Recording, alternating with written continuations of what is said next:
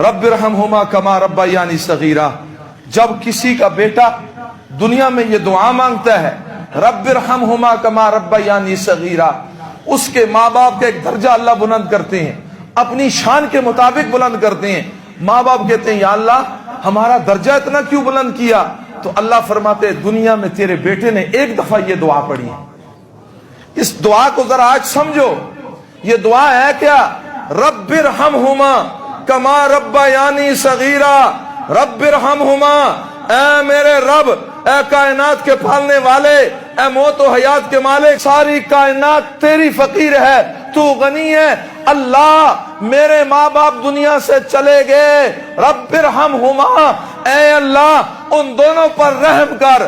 कैसा रहम करूं? कमा रब्बयानी सगीरा, उस तरह रहम कर जब मैं छोटा सा था, रात छा चुकी थी, मेरे पेट में दर्द हुआ, मैं रोने लगा, मेरी माँ भी नींद से उठ गई, मेरा बाप भी नींद से उठ गया। माँ सीने से लगाती है, बेटे को क्या हो गया? बाप सीने से लगाता है, बेटे को क्या हो गया?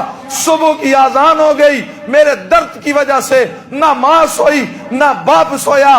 सर्दी का मौसम था, जाड़े का मौसम था, मैं अपनी माँ के पास, छोटा सा बच्चा सोया हुआ था, मेरा पेशाब निकल गया, मैं रोने लगा। माँ बेदार हुई, उसने देखा मेरे बेटे ने पेशाब कर दिया, फौरन उसने मुझे साफ किया, खुश्क कपड़े पहनाए, और जगह नहीं थी, मुझे खुश्क जगह पे डाला।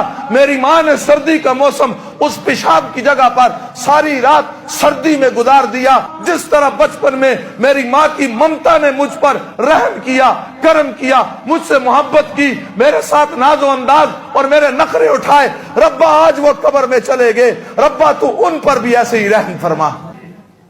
अल्लाह बूढ़ी हड्डियां लेकर आ गए, गुनाह आलूद बदन लेकर आ गए। मैं दुआ करता हूं उन्हें गुनाह में ना देख, पाक और साफ कर दे।